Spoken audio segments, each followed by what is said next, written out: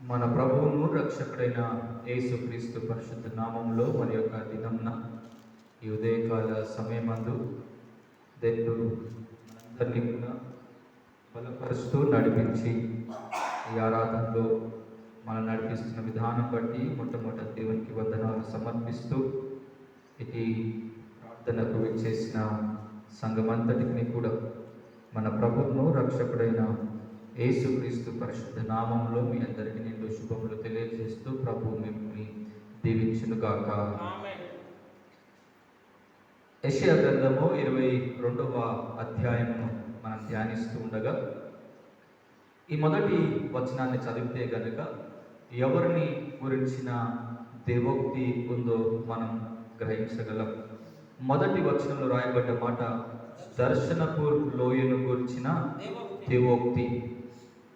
దర్శనపు లోయ అంటే కింద ఇవ్వబడ్డ వచనాలను మనం జాగ్రత్తగా పరిశీలిస్తే గనుక అది యూదా యెరూషలేము గురించి అని మనకు స్పష్టంగా అర్థమవుతా ఉంది. ఈ 25 వచనాలు ఉన్న ఈ లేఖన భాగాన్ని మొదటి 14 వచనాలు మాత్రమే మనం ఈరోజు ధ్యానిస్తాం. ఆ మొదటి 14 వచనాలు దేని గురించి అయ్యా అంటే ప్రజల యొక్క అవినీతి గురించి మాట్లాడుతూ ఉన్నాడు దేవుడు మొదటి 14 వచనంలో. ఆ తర్వాత 15 నుంచి 25 వరకు పరిపాలకుల యొక్క అవినీతి గురించి దేవుడు ప్రస్తావిస్తూ ఉన్నాడు. సో మొదటిది ప్రజల యొక్క ఆ పతనాన్ని లేదా వారు చేసిన తిరుగుబాటుని, వారు చేసిన పాపాన్ని మనం ఈ దినం ధ్యానించబోతా ఉన్నాం. మనం దేవుల్లో ఎదుగుతూ ఉన్నప్పుడు, దేవుల్లో బలపడుతూ ఉన్నప్పుడు,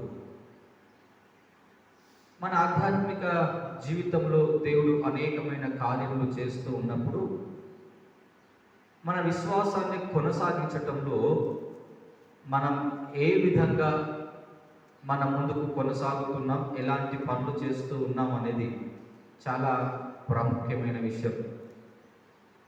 ఈ 22వ అధ్యాయాన్ని మనం ఆలోచిస్తే తన ప్రజలైన ఇశ్రాయేళ్ల మీదకి లేదా యూదా యెరూషలేము మీదకి ఎందుకు దేవుడు తన శిక్షను బయలుపరచాల్సి వచ్చింది? ఆలోచించండి.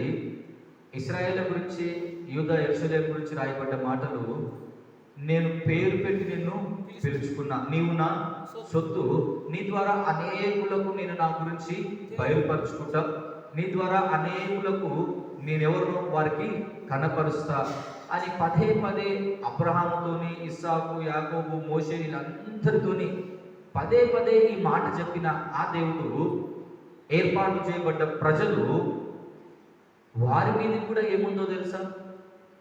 దేవుని తీర్పు. అంటే పేరు పెట్టి పిలుచుకొని దేవుడు కార్యం చేయాలనుకున్నా కూడా ఈ ప్రజలు దేవునికి విరుద్ధంగా తిరుగుబాటు చేస్తూ ఉన్నారు. అందుకే ప్రారంభంలో ఈ మాట చెప్పిన మనం విశ్వాసంలో ఎదుగుతున్నప్పుడు ఎలాంటి విశ్వాసాన్ని కనపరుస్తా ఉన్నాం దేవుని పట్ల. ఇప్పుడు మనము 2వ వచనాన్ని ఆలోచిస్తే గనక మీరు చూడండి, 22వ అధ్యాయంలో ఏమి వచ్చి నీలోని వారందరూ మేడల మీదకి ఎక్కి ఉన్నారు, అల్లరితో నిండిన కేకలు వేయు పురమా, ఉల్లాసంతో బొబ్బలు పెట్టు దుర్గమా. ఈ ప్రజలు బాగా సంతోషిస్తూ ఉన్నారంట.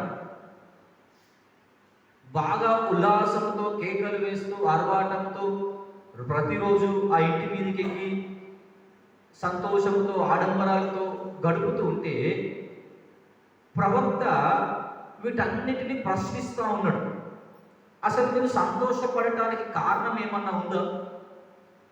మీరు ఇట్లా విందులు వినోదాలు చేసుకుంటూ నోవహు కాలంలో ఆ ప్రజలు చేసినట్టు మీరు ఈ దినం చేయటానికి అసలు కారణం ఏంటి? 2 కారణాలు కావచ్చు, బహుశా అది అనుకుంటా ఉన్నాం. కానీ మొదటిది, ఇంతకు ముందు వరకు అంటే 21వ అధ్యాయం వరకు దేవుడు ఇశ్రాయేలు చుట్టూ ఉన్న రాజ్యాలన్నిటికీ తీర్పు తీర్చినట్టు. సో ఈ ప్రజలు ఏమంటున్నారంటే శత్రుశేషం అనేది ఇక మాకు లేదు కాబట్టి మనం తినుదాం తాగుదాం అనుకుంటుండొచ్చు. అది మొదటి విషయం. రెండో విషయము, దేవుడు ఎవరైతే అశ్షూరీయులు యూదా యెరూషలేము మీదకి వచ్చి దండెత్తి ప్రయత్నం చేయాలనుకుంటున్నారో దేవుడు వారిని రానియకుండా పదే పదే కాపాడుతున్నాడు. కాబట్టి మనకేం తక్కువ? ఈ రెండు కారణాల్లో ఏదన్నా ఒక కారణము వారు బాగా సంతోషించి విందు వినోదాలతో పార్టీలు చేసుకుంటా టైంని గడిపేస్తూ ఉన్నారు. ప్రవక్తకు ఇది నచ్చలేదు, లేదా దేవునికి ఇది అంగీకారంగా లేదు. మీరు ఆ మొదటి 4 వచనాలు నేను అంటే క్లుప్తంగా చెప్తాను. మొదటి 4 వచనాలు మీరు చూస్తే ఇవన్నీ చేస్తూ ప్రవక్త ప్రశ్నించిన మాట ఏంటంటే, మన దేశం పాడైతూ ఉండగా, మన చుట్టూ ఉన్న ప్రజలు నశించిపోతూ ఉండగా, మన యోధులందరూ మన వీరులందరూ ఏమంటారు బానిసగా కొనిపోతూ ఉన్న సందర్భంలో మీరేమన్నా విందులు చేసుకోవటం న్యాయమా? ఆ ప్రశ్న. ఇంతమంది నశించిపోతుంటే అసలు మీకు చింత లేకుండా పట్టింపు లేకుండా విందు వినోదాలు చేసుకుంటే గడిపేస్తున్నారే. పౌలు తన పరిచర్యలో యూదులు అనేక పర్యాయములు ఆయన నిందించి అవమానపరిచిన ఆయన అన్న మాట ఏంటో తెలుసా? నా సొంత జనాంగం మీద నాకు చాలా శ్రద్ధ ఉంది, ఏ విధంగానైనా వారిని రక్షించాలి. అందుకే అపోస్తుల కార్యం చివరి అధ్యాయం 28వ అధ్యాయం అంటాడు, ఇన్ని నిందలేసిరని వారిని నేను ఎప్పుడూ అవమానపరచాను. నన్ను తిట్టిననో లేదా నన్ను గాయపరిచిననో వారి మీద నిందలు వేయడానికి నేను లేదు. వారు కూడా ఒకరోజు సత్యాన్ని తెలుసుకోవాలని ఆశ ఉందంట ఆయన. అంటే ఎవరైతే నశించిపోతున్నారో, ఎవరైతే అంటారు దేవునికి దూరం అవుతున్నారో వారి పట్ల కన్సర్న్ అనేది ఉండగలగాలి మనకి. కానీ ఆ రోజు యూదా యెరూషలేము ప్రజలకు అది లేదు. వారి సొంత ప్రజలు నాశనం అవుతుంటే అబ్బా మేము బాగున్నాం కదా. చూడండి, మొదటి విషయం ఏంటంటే మేము బాగున్నాం కదా, ఇది చాలు, మాకు తినటానికి ఉంది కదా, మాకు ఉండటానికి ఇల్లు ఉంది కదా అని ఈ విషయాలే ఆలోచిస్తూ వారు సంతోషంతో గడిపేస్తూ ఉంటే ఆ మొదటి 4 వచనంలో దేవుడు వారిని ప్రశ్నిస్తూ ఉన్నాడు. ఇది న్యాయమా మీకు? ఇది మీరు చేయాల్సిన పనేనా? ఇప్పుడు 5వ వచనాన్ని మీరు చూస్తే, చుట్టూ నాశనం జరుగుతూ ఉంటే, చుట్టూ అందరూ చనిపోతూ ఉంటే మీరు ఎంజాయ్ చేస్తున్నారు కాబట్టి, ఇప్పుడు చూడండి 5వ వచనం ఎలా ప్రారంభమైందో. దర్శనపు లోయలో సైన్యములకు అధిపతి ప్రభువునగు యెహోవా అల్లరి దినమొకటి. దేని కొరకు? మీరు పడాల్సింది పోయి సంతోషంతో మీరు ఏ బాధ లేదని మీరు గడిపేస్తున్నారు కదా. ఇప్పుడు దేవుడు ట్విస్ట్ ఏంటయ్యా అంటే, మీ మీదికి దేవుడు తన కోపాన్ని చూపించబోతా ఉన్నాడు. అందుకే అల్లరి దినం ఒకటి మీకు కూడా దేవుడు నిర్ణయించాడు. ఎంత భయంకరంగా అంటే, శత్రువు గురించి 5 నుంచి 7 వచనాలు మీరు చదివితే శత్రువు గురించి మాట్లాడతాడు దేవుడు. వారు మీ పట్టణంలో వచ్చేసినారు, అంటే మీకు సమీపించినారు, మీ ప్రాకారములను పడగొడుతూ ఉన్నారు. మీరు చూడండి, ఓటమి, త్రొక్కుడు, కలవరము ఆయన కలుగజేయును. ఆయన ప్రాకారములను పడగొట్టగా కొండ వైపు ధ్వని వినబడును. ఏలాము యోధులను, రథములను, రౌతులను సమకూర్చి అప్పుల పొదని వహించి ఉన్నది. కీరుడాలుపై గవిసెల తీసెను. అందుచేత అందమైన నీ లోయ నిండా రథములున్నవి. గుర్రపు రౌతులు గవిని యొద్ద వ్యూహం ఏర్పరచుకొనుచున్నారు. మీరు ఆలోచించండి, ఏమని రాయబడిందో తెలుసా? మీరు 5వ వచనం చదువుతున్న చూడండి.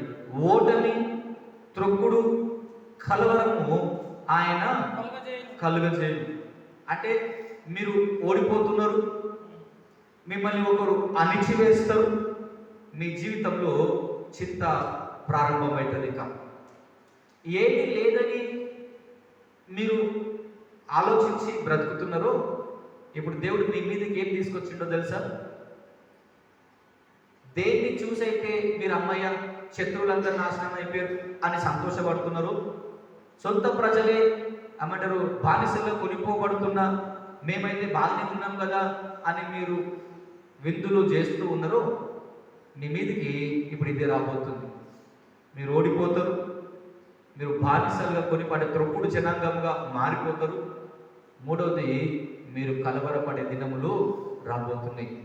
ఎలా అంటే పచ్చని లోయలు దేశమంతా కూడా శత్రు రథములతో యుద్ధానికి సిద్ధపడుతూ ఉంది. ఆ దినం ప్రాకారములు తొలగిపోతూ నాశనమైతూ ఉంటే, ఇప్పుడు 7వ వచనం నుంచి ఇదంతా జరుగుతూ ఉన్నప్పుడు జనరల్గా ఏం చేయాలి ప్రజలు? మనమైతే ఆలోచించండి, జ్వరం వచ్చినా కష్టం వచ్చినా జనరల్గా మనం చేసే పని ఏంటిది? ప్రార్థన చేస్తాం, అవునా? అంటే దేవుని వైపు తిరుగుతాం. ఇది మనం వాక్యం ద్వారానో ఏదో విధంగా మన తల్లిదండ్రులు నేర్పేట ద్వారానో లేదా కొందరిని చూసన్నా విపత్తు జరిగితే మనం చేసే పని ఏంటిదంటే ప్రార్థన చేస్తాం మొదట కదా. అయితే ఇశ్రాయేలు ప్రజలు ఎంత మంచోళ్ళో తెలుసా? నేను మొత్తం చదవలేదు కానీ 8 నుంచి మీరు 10 వచనముల వరకు చదివితే, శత్రువు తరుముతూ వాళ్ళ దేశములోనికి ప్రవేశిస్తే వీరందరూ ఏం చేసిరో తెలుసా? వాళ్ళను వాళ్ళే కాపాడుకోవాలని దేవునికి మొరపెట్టకుండా ఆ ప్రాకారి గోడలు కట్టేస్తారు. శత్రువు నుంచి తప్పించుకోవటానికి నీళ్ళన్నీ కాపాడుకుంటారు. ఇలా తమ సొంత బలము పైన ఆధారపడుతూ ఉంటారు. అర్థమవుతుందా మీకు? వారి సొంత ఏమంటారు సైన్యాన్ని నమ్ముకుంటూ ఉంటారు. అయితే దేవుడు సెలవిచ్చిన మాట చూడండి, కింద 11వ వచనం చివరి భాగాన్ని చదువుతున్నాం. అయినను దాన్ని చేయించిన వాని వైపుకు మీరు చూసిన వారు కారు, పూర్వకాలమున దాన్ని నిర్మించిన వారిని మీరు లక్ష్య పెట్టక పోతిరి. అయినను అంటే ఎన్ని చేసినా మీరు ఎవరిని తెలుసుకుంటలే, ఇంకా దేవుని తెలుసుకుంటలే. ఎన్ని చేసినా మీరు ఇంకా దేవుని దగ్గరికి రావటం లేదు. అంటే దేవుడు ఇవన్నీ ఎందుకు చేసినాడు? సింపుల్గా చెప్పాలి అంటే, నిన్ను దేవుని వైపుకు త్రిప్పటానికి దేవుడు ఏదో పరిస్థితిని నీ జీవితంలోకి అనుమతించిండు. అయితే మనం ఏం చేసినామంటే ఆ పరిస్థితిని బట్టి దేవునికి ఇంకా దూరమైతున్నాం తప్ప ఆ సృష్టికర్త అయిన దేవుని వైపు చూడటం లేదు. ఇప్పుడు దేవుడికి ఎందుకు బాధ అంటే, నేను ఇన్ని చేసినా మీరు మళ్ళీ ఏం చేసిరో తెలుసా? మీకు మీరే ప్లాన్లు వేసుకొని మీకు మీరే ఏదో ఒకటి చేద్దామని డిసైడ్ అయిపోయి నన్ను కంప్లీట్గా మర్చిపోయినాడు. అయితే ఇంతంతా బాగానే ఉంది, సరే మర్చిపోయినారు. ఇగ్నోర్ అంటే దేవుని ఆ 2 మాటలు చదువుతుందంటే మీరు దేవుని నిర్లక్ష్య పెట్టినారు. అర్థమైందా? మీరు వదిలేసినారు దేవుని. అయితే దేవుడు ఎంత కృపగలవాడో తెలుసా? మీరు 12వ వచనం చదివితే చూడండి ఏముంటుంది. ఆ దినమున ఏడ్చుటకును అంగలార్చుటకును తలబోడి చేసుకున్నటకును కొనేపట్ట కట్టుకున్నటకును సైన్యములకు అధిపతియగు ప్రభువునగు యెహోవా మిమ్మును. చూడండి దేవుడు ఎంత కృపను చూపించిండో. ఇంకా మీరు నిర్లక్ష్యం చేసినారు, మీరు మర్చిపోయినారు. అయినా దేవుడు ఏం చేసిండంట తెలుసా? మిమ్మల్ని పిలుస్తా ఉన్నాడంట. అర్థమైందా మీకు మాట? సైన్యములకు అధిపతి యెహోవా మిమ్మును పిలువగా. సృష్టికర్తను మర్చిపోయినారు, రెండోది ఆయన పిలుపుని కూడా మీరు నిర్లక్ష్యం చేసినారు. ఈ 2 ఎంత భయంకరమైన పనులు చూడండి. తన సొంత ప్రజలు. అందుకే యోహాను భక్తుడు తన సువార్త రాస్తూ మొదటి అధ్యాయంలో రాయబడ్డ మాట ఏంటో తెలుసా? ఆయన తన స్వకీయుల యుద్ధకు వచ్చాడు కానీ ఆయనని ఎవ్వరు అంగీకరించారు. ఆ వచనాన్ని నేను ఎలా చెప్తానో తెలుసా? ఆయన ఇంటికి వచ్చి బంధువులు ఇంటి బట్ సొంత ఇంటికి వచ్చి తలుపు కొడితే ముఖం మీద తలుపేసేసినారు ఆయన. పౌలు భక్తుడు కూడా ఏమంటారు, ఆయన పరిచర్య చేస్తూ విధానంలో ఈ మాట చాలా అంటే ఇష్టంగా అనిపిస్తుంది, కొంచెం బాధగా కూడా అనిపిస్తుంది. ఏమంటారు తెలుసా పౌలు భక్తుడు? యూదుల మధ్యలో ఆయన పరిచర్య చేస్తున్నప్పుడు ప్రారంభ దినాల్లో ఏసే దేవుడని ధర్మశాస్త్రాన్ని అంటే ప్రూవ్ చేస్తూ, ఆయన వాక్యానుసారంగా ప్రవచనానికి వచ్చిన దేవుడని ప్రూవ్ చేస్తూ చేస్తూ చేస్తూ ఉంటే కొన్ని రోజులు అయినాక యూదులు ఆయనను చంపాలని వెలివేయాలని ఆయన అవమానపరుస్తుంటే పౌలు అన్న మాటలు ఏంటో తెలుసా? మీరు వద్దన్నారు కాబట్టి నేను అన్యజనుల యొద్దకి సువార్త తీసుకొని పోతా అంటాడు ఆయన అపోస్తుల కార్యం. అంటే మీరు తృణీకరించినారు కాబట్టి, మీరు వద్దన్నారు కాబట్టి ఇప్పుడు నేను అన్యజనులకు అపోస్తులుగా వెళ్ళిపోతాను అంటే చూడండి, ప్రతిసారి వద్దన్నారు తృణీకరించింది ఎవరో తెలుసా? సొంత ప్రజలే. ఇప్పుడు యేసుక్రీస్తు ప్రభుని తృణీకరించింది సొంత ప్రజలే, ఆ సువార్తను స్వీకరించింది కూడా అదే, తృణీకరించింది కూడా సొంత ప్రజలే. ఇప్పుడు పాత నిబంధనలో దేవుడు మాట్లాడుతూ కూడా ఏమన్నా తెలుసా? మీరు నన్ను నిర్లక్ష్యం పెట్టినారు, అయినా పర్లేదు నేను మిమ్మల్ని పిలిచిన నా స్వరాన్ని కూడా మీరు పట్టించుకుంటలేదు. అయితే ఈ రెండు ఎప్పుడైతే జరిగినాయో విచిత్రం ఏంటో తెలుసా? ఈ రెండింటిని నిర్లక్ష్యపరిచి ప్రజలు ఏం చేసినారంటే 13వ వచనం మీరు చదివితే మీరు తట్టుకోలేని మాట ఉంటారు. అంటే మీరు ఇమాజిన్ చేయరు. ఏమన్నా తెలుసా? రేపు చచ్చిపోదము కనుక తిందుము త్రాగుదుము అని ఎంత విపత్తు జరుగుతున్నా ఏం ఆలోచిస్తున్నారో తెలుసా ప్రజలు? ఆహా, ఎట్లా చనిపోతాం కదా, మన దగ్గర ఉన్నదంతా మనమే వండుకొని. మీకు గుర్తుందో లేదో కానీ నేను స్కూల్లో చదువుకుంటున్నప్పుడు బాగా అంటే గుర్తున్న సన్నివేశం, 2000 సంవత్సరంలప్పుడు యుగాంతం వస్తుంది, అంత నాశనం అయిపోతుందని చాలా అంటే న్యూస్ వచ్చింది, ఎక్కడ పడితే అక్కడ న్యూస్. తర్వాత నేను చదివిన అంటే చదివినా విన్నానో నాకు గుర్తులేదు కానీ బాగా గుర్తుంది ఈ సన్నివేశం. ఎవరో మొత్తం నాశనం అవుతుంది కదా అని ఆయనకు ఉన్నదంతా అమ్మేసుకొని డబ్బుతో జల్సా చేయడం స్టార్ట్ చేసినట్ట. కానీ యుగాంతము జరగలేదు. అంటే ఏడికొచ్చిందో తెలుసా? ఎట్లైనా చనిపోతాం కదా అని ఉన్నదంతా అమ్మేసుకొని ఆ డబ్బుతో ఎంజాయ్ చేయడం స్టార్ట్ చేసినట్టు. ఎవరు పోయినాక ఎవరు అనుభవిస్తారు ఇదంతా? అంతా పోయింది, ఉన్నదంతా అయిపోయింది, జీరోకి వచ్చిండు. కానీ యుగాంతం మాత్రం జరగదు. ఇప్పుడు ఇలా పరిస్థితి ఏంటో తెలుసా? ఎట్లయినా చనిపోతాం కదా, ఇప్పుడు చనిపోయే ముందు ఏం చేద్దామో తెలుసా? ఎంజాయ్ చేద్దాం. అర్థమవుతుంది ఇలా మాట? ఇప్పుడు శత్రువు ఎలా తరుముకుంటూ వచ్చినాడు, మనం చదువుతాం 5వ వచనం నుంచి, మన ప్రాకారంలో సరిహద్దులోకి వచ్చేసినాడు. మనం ప్రార్థించడం వేస్ట్గా, మనం చేయాల్సిన పని ఏంటిదంటే తిని తాగి ఉన్న 2 రోజులన్నా తిని తాగి బతికేద్దాం అనుకుంటున్నారు. మీకేమైనా గుర్తొస్తుందా? కొత్త నిబంధనలు ఓ భక్తుడు అన్న మాట ఏంటో తెలుసా? నా ప్రాణమా తినుము త్రాగుము సుఖించు. ఇప్పుడు వీళ్ళు ఏమంటున్నారో తెలుసా? రేపు ఎట్లా చచ్చిపోతాం కదా, ఇక్కడన్నా కనీసం అట్లీస్ట్ ఎంజాయ్ చేద్దాం అన్నందుకు ఆ చివరి వచనంలో 14వ వచనంలో వ్రాయబడ్డ మాట ఏంటో తెలుసా? మీరు ఒకవేళ నేను చదువుతాను వినండి, మీరు ఇంటికి పోయినాకేమో కానీ. కాగా ప్రభువును సైన్యములకు అధిపతియునగు యెహోవా నాకు ప్రత్యక్షమై నాకు వినబడినట్లు ఇట్లా అనుచున్నాడు. మీరు చూడండి, మీరు మరణము కాకుండా ఈ మీ దోషమును ప్రాయశ్చిత్తము కలుగదని ప్రభువును సైన్యములకు అధిపతి యెహోవా ప్రమాణపూర్వకంగా. ఏం అర్థమైందో తెలుసా మీకు? ఇక మీరు చేసిన పాపానికి గుర్తుపెట్టుకోండి, ప్రాయశ్చిత్తం అనేదిగా అంటే యోబు లాంటి భక్తుడు వచ్చి బలులు అర్పించిన, అర్థమవుతుందా? దానియేలు లాంటి వాళ్ళు మీ మధ్యలో నివసించిన,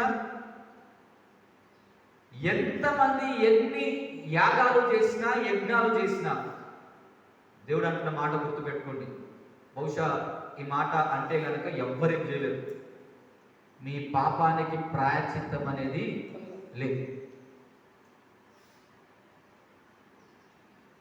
పాపానికి ఏం కావాలి? అవునా? కానీ ప్రజల పాపాన్ని బట్టి దేవుడు ఏమని చెప్పి మాట తెలుసా? నేను ప్రమాణపూర్వకంగా చెప్తున్న మాట. అంటే ఆలోచించండి, మనం చేసే పనులను బట్టి అంట దేవుడు ప్రాయశ్చిత్తం కూడా ఎన్ని చేసినా అది అంగీకారం లేదంట దేవునికి. మరి ఏం చేయగలుగుతాం? ఇంకా పాపానికి పరిష్కారం లేదు అని దేవుడే డిసైడ్ చేసేస్తే జీవితాన్ని మనం ఎవరు రక్షిస్తారు? మీరు ఎప్పుడైనా ఆలోచించినారా? ఎందుకు పోనీ ఈ మాట అన్నాడో తెలుసా దేవుడు? నేను ఈ మాట చెప్పి ముగిస్తాను. ఎందుకో తెలుసా? మీరు తెలియక కాదు చేసింది, గుర్తుపెట్టుకోండి ఈ మాట. మీరు తెలిసి తెలిసి పాపం చేసినారు కాబట్టి మీ పాపానికి ఏం లేదో తెలుసా? ప్రాయశ్చిత్తం లేదు. పౌలు భక్తుడు అన్న మాట గుర్తు చేసుకుంటే, నేను తెలియక చేసి తిని కనుక క్షమించబడి తిని అంటాడు ఆయన. నేను అయోగ్యంగా నేను చేసిన కాబట్టి నేను క్షమించబడుతుంది. అందుకే రోమీలో రాసిన పత్రికల్లో కూడా ఎవరన్నా పాపం చేసి దేవుని దగ్గరికి వచ్చి క్షమాపణ అడిగితే దేవుడు క్షమిస్తాడు. అయితే ఒకటి గుర్తుపెట్టుకోండి, ఏమంటో తెలుసా?